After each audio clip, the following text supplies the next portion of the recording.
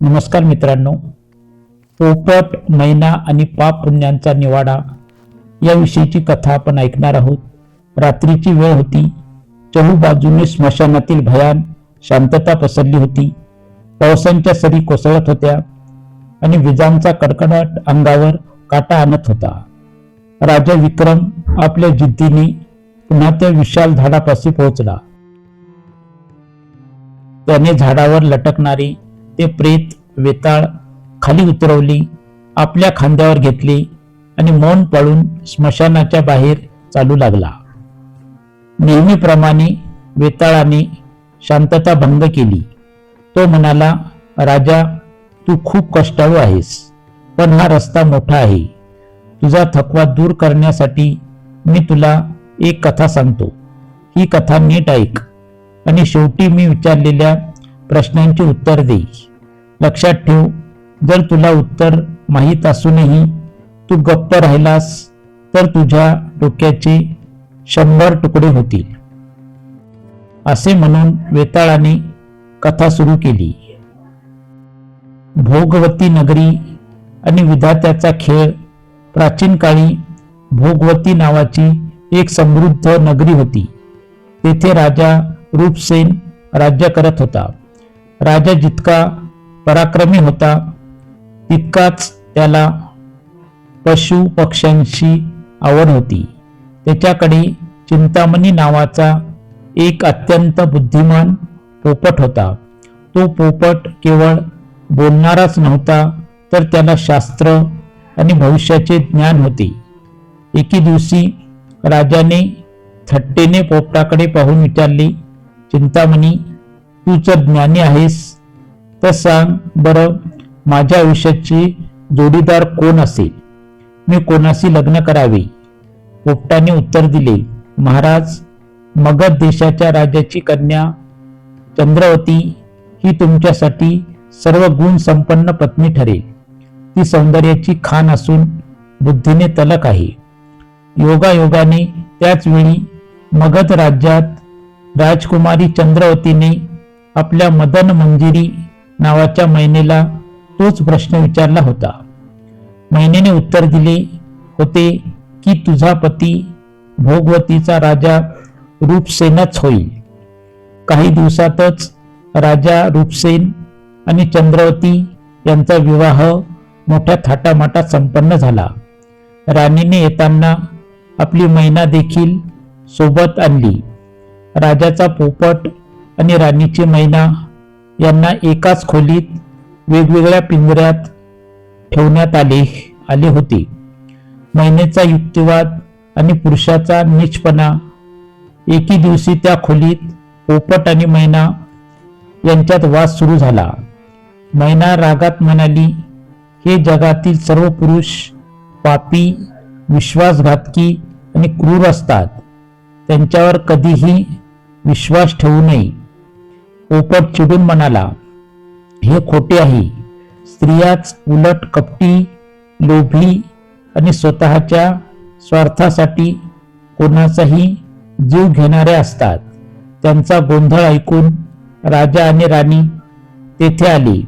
राजाने विचारले, तुम्ही दोघे इतके का भांडत आहात? मैना म्हणाली, महाराज, मी पुराव्यासह सिद्ध करू शकते की पुरुष किती नीच असतात. ऐका ही कथा. मैनेची कथा सुरू केली मैनेने सांगण्यासाठी. इलापूर नावाच्या शहरात महाधन नावाचा एक श्रीमंत व्यापारी राहत होता.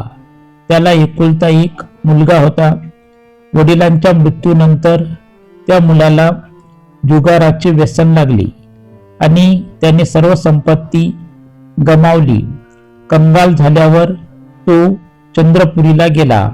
तेथे त्याने हेमगुप्ता नावाच्या एका मोठ्या सावकाराला खोटे सांगितले की मी एका मोठ्या व्यापाऱ्याचा मुलगा असून समुद्रात माझे जहाज बुडाले आणि मी कसा बसा वाचलो.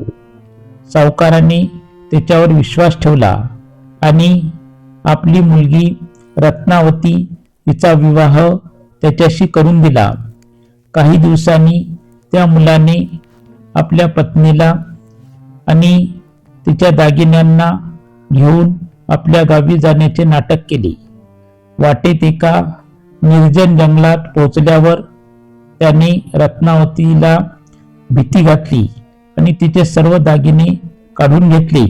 त्यानंतर त्याने क्रूरतेची सीमा ओलांडली. त्याने पत्नीसोबत असलेल्या मोलकरणीला ठार मारले आणि आपल्या पत्नीला एका विहिरीत ढकलून दिले, जेणेकरून तो सर्व दागिने घेऊन पळून जाऊ शकेल. दैव बलवत्तर म्हणून रत्नावती वाचली. एका प्रवाशाने तिला वाचवले. ती आपल्या वडिलांकडे परतली. तिने आपल्या पतीची बदनामी होऊ नये म्हणून खोटे सांगितले की वाटेत चोरांनी हल्ला केला आणि माझा पती मला वाचवताना हरवला. काही दिवसांनी तोच मुलगा पुन्हा तेथे आला.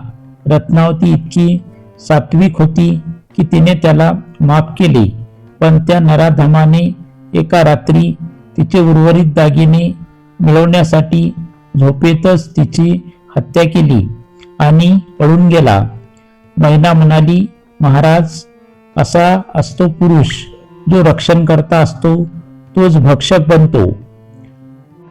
पोपटांचा प्रतिवाद सुरू झाला आणि स्त्रीचे कपट पोपट म्हणाला, महाराज, ही एका बाजूची कथा झाली. आता स्त्रिया कशा असतात ते ऐका. पोपटाची कथा सुरू होते. कांचनपूरमध्ये श्री दत्त नावाचा एक तरुण व्यापारी राहत होता.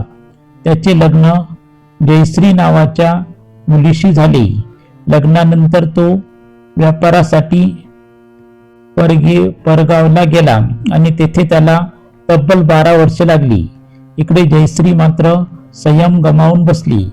ती एका दुसऱ्या पुरुषाच्या प्रेमात पडली आणि दररोज रात्री गुपचूप त्याला भेटू लागली. एके दिवशी श्री दत्त परत आला. तो थकलेला असल्याने गाढ झोपला.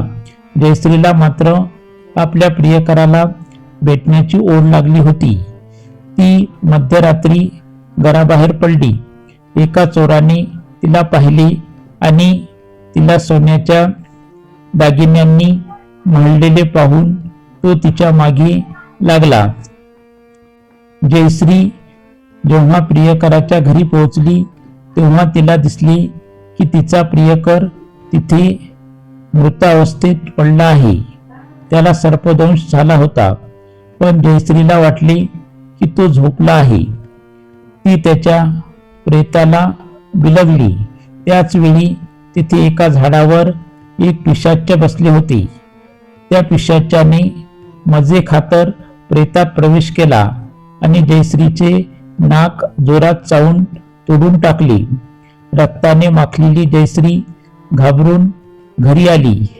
तिने आरडाओरड करून आपल्या झोपलेल्या पतीवर खोटा आळ घातला की माझ्या पतीने चारित्र्यावर संशय घेऊन माझे नाक कापले. राजाने श्री दत्तला फाशीची शिक्षा सुनावली, पण तो चोर तिथे हजर होता, ज्याने सर्व पाहिले होते. चोराने राजाला सत्य सांगितले आणि सिद्ध केले की त्या मृत प्रियकराच्या तोंडात अजूनही जयश्रीचे नाक आहे.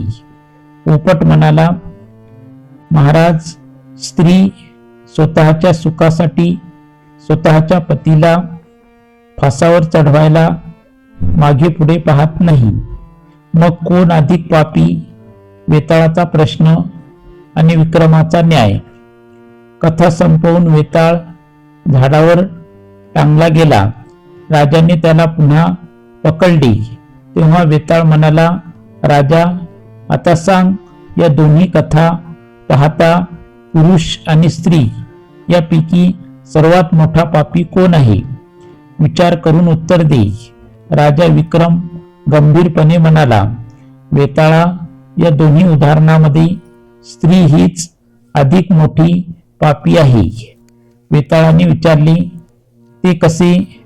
पुरुषाने तर आपल्या पत्नीची हत्या केली होती. राजा म्हणाला, पुरुषाने जे केले ते लोभापायी आणि व्यसनाधीनतेमुळे केले. तो एक गुन्हेगार होता, पण त्याच्या कृत्यामागे भूक आणि दारिद्र्याची हतबलता असू शकते. मात्र पोपटाच्या कथेतील स्त्रीने केवळ स्वतःच्या कामवासनेसाठी आपल्या निष्पाप पतीला फाशीच्या दारात उभे केले. तिने केवळ विश्वासघात केला नाही, तर एका निरपराध व्यक्तीचा जीव घेण्याचे षड्यंत्र रचले. शास्त्रानुसार जो जाणून बुजून धर्माचा त्याग करून अधर्माचा मार्ग निवडतो आणि निर्दोषाला शिक्षा देतो, तो सर्वात मोठा पापी ठरतो. पुरुषाच्या मनात कधीतरी भीती किंवा धर्माची जाणीव असू शकते, पण अशा कपटी स्त्रियांच्या हृदयात केवळ स्वतःचा स्वार्थ असतो, म्हणून ती अधिक पापी आहे. राजा विक्रमाचे उत्तर ऐकताच त्याचे मौन तुटल्यामुळे वेताळ पुन्हा एकदा हसून उडाला आणि झाडावर जाऊन लटकला. आपल्याला जर ही कथा आवडली असेल तर माझ्या चॅनलला लाईक करा, शेअर करा. चॅनलवर जर नवीन असताल तर चॅनलला सबस्क्राईब करा. कमेंटमध्ये हर हर महादेव लिहा. नमस्कार. जय हिंद, जय महाराष्ट्र, जय भारत.